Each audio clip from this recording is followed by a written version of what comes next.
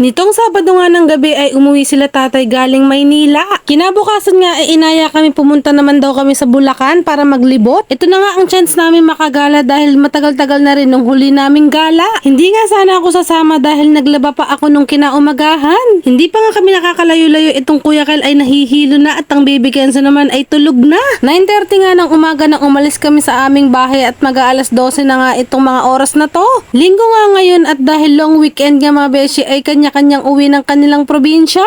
Nung bata pa nga lang ako mga beshi ay palipat-lipat kami ng tirahan. Nandyang nanirahan nga kami sa Tarlac, napunta kami sa Pampanga, napunta kami sa Nueva Ecija at ngayon nga mga beshi dito na kami nagstay sa Bulacan. Eto nga pala mga beshi ang elementary school ng San Miguel, Bulacan. Diyan nga pala kaming tatlong magkakapatid nag-aral ng elementarya. From kinder to grade 6 na nga yan mga beshi. Hindi ko nga lang alam ngayon kung meron pang kinder dyan. Napakaluwang at paikot nga ang school na yan mga beshi at napakalaki din ng oval sa loob. At kung itatanong niyo po mga beshi, ito po ay public school. Isa nga sa pinaka hindi ko makakalimutang experience ko noong elementary ako mga beshi ay noong grade 3 ako. Uwian na nga nun mga beshi at inaantay ko ang kapatid kong si Wendy dahil sinututoran pa siya. Yes, may mga tutor po kami nung mga bata pa kami mga beshi. Anyway, back to the story nga tayo mga beshi. To cut the story short mga beshi, habang sinututoran niya si Wendy ng mga oras na yun, ako naman ay nakiihi sa kanilang CR. Hindi pa nga ako nakakaupo ng bowl ay naihina ako sa